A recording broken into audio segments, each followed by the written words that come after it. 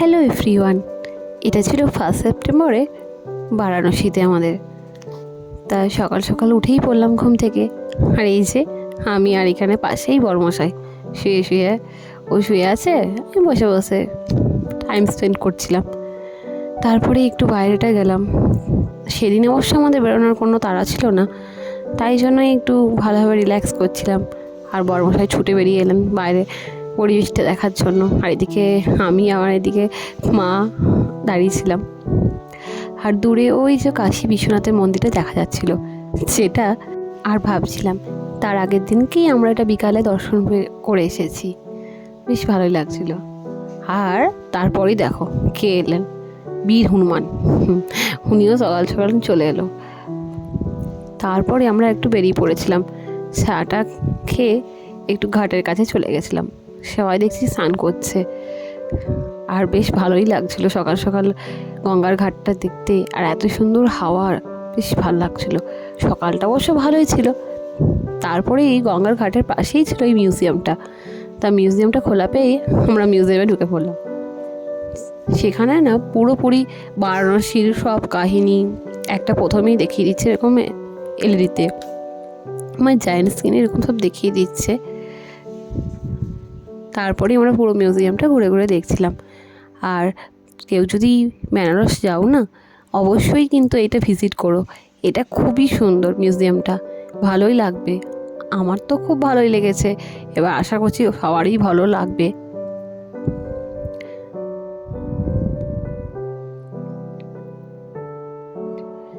আর এখানে অনেক কিছুই দেখাচ্ছিল, বেশ ভালোই লাগছিল।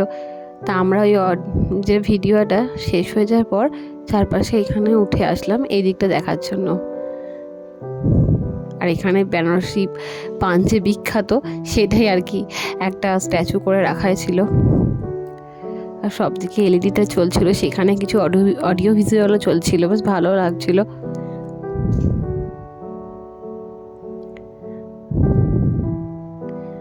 তারপর আস্তে আস্তে আমরা মিউজিয়ামের ভিতরে চলে এলাম।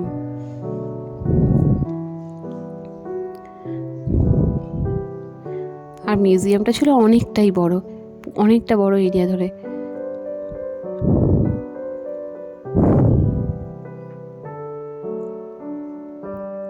আর এখানে আমার বড়মশাই কে এসিতে হাওয়া খাচ্ছিলেন, এত গরম। অবশ্য আমিও খেয়েছি। আর এটা ছিল আগেকার যুগের সূচ সুতো। এটা অবশ্য এই ছুঁচ সুতো দিয়ে বেনারসি শাড়ি সেলাই করা হতো। এখন অবশ্য হয়তো মেশিনে হয়ে গেছে, কিন্তু তখনকার সব এই ছুঁচ সুতো দিয়েই করা হতো। সেটাই আর কি আমার বড়মশাই সেটাই আমাকে বলছে, সেটা আমিও তখন দেখছিলাম। আর এই যে রেশমি সুতো, সেটা দিয়ে বেনারসি শাড়ি হতো সেটা।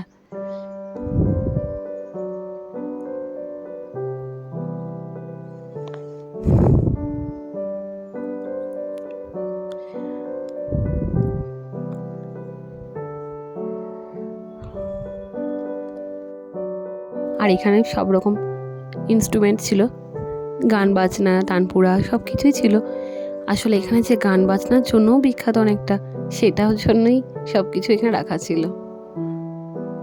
আর পিছনে ওই যে ভিডিও এগুলো চলছিল।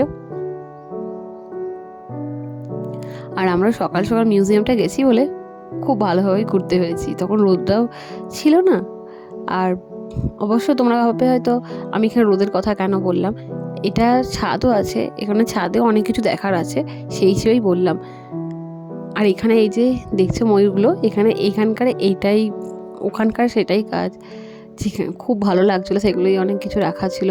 আর এগুলো কীভাবে তৈরি হয়েছে, এই যে এখানেও সেসব কিছু আছে, তুমি জানতেও পারবে এটা কেন বিখ্যাত, কী জন্য হয়েছে।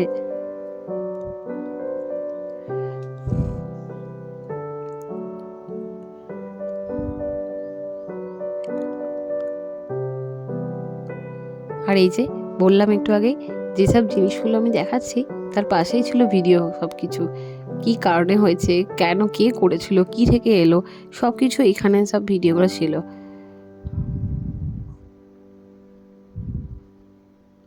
তারপরে চলে এলো খাবার দাবার। আমি অবশ্য ওর ভিডিওগুলো চালিয়ে চালিয়ে দেখছিলাম ওখানে, যে বেনারসে এসে কি কি খাওয়া যায়। আর বাঙালি মানেই তো খাদ্য রসিক জানোই সবাই।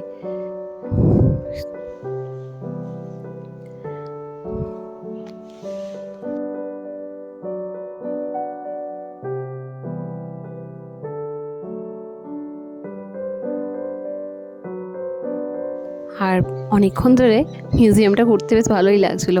1 নম্বর ওয়েদারটাও বেশ সকাল সকাল ভালোই লাগছিলো।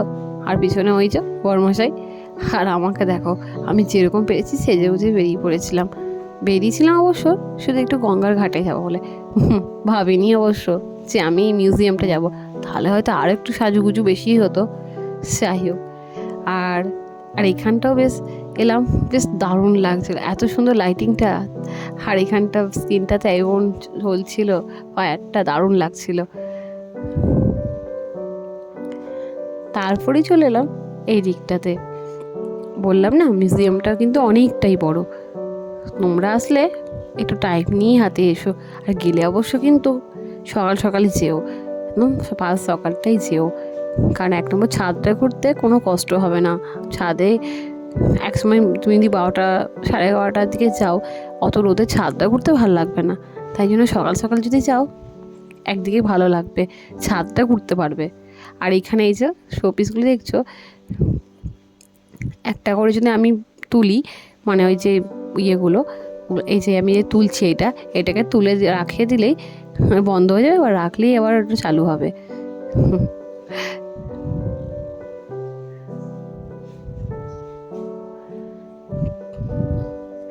আর এখানে যা যা খেলা টেলা হয় সেই সবই আর কি দেখাচ্ছিল। আর বললাম না প্রথমেই যে মিউজিয়ামটা অনেকটাই বড়, আর এখানে এই সব কিছু ফোর্সো সব কিছুই এখানে দেখা যাচ্ছে। কি হয় না হয়, কি চাষ হয়, আমার মনে হয় সেই সবই আমি বলছি।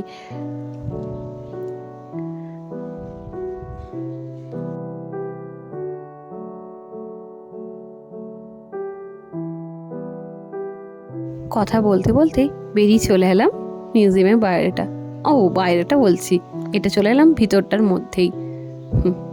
এখানটাও বেশ ভালো লাগছিল, তখন রোদটা ছিল না। আর এই দিকটাও, এটাতেই তখন তাঁত বোনা হয় না, মানে ওই তাঁত বোনা হয়, হয় ওই বেনারসি শাড়ি বোনা হতো এইটাতেই, সেই সবই আর কি দেওয়া আছে। আর ওইদিকে প্রথমে এক ঝলক দেখালাম, সব এখানকার শাড়ি টাড়ি সেসবই দেওয়া ছিল। এই যে বেনারসি শাড়ি, কী শাড়ি হয় সেই সব, এই যে হ্যান্ডলুম এখানে ওপরে লেখাই আছে দেখছো।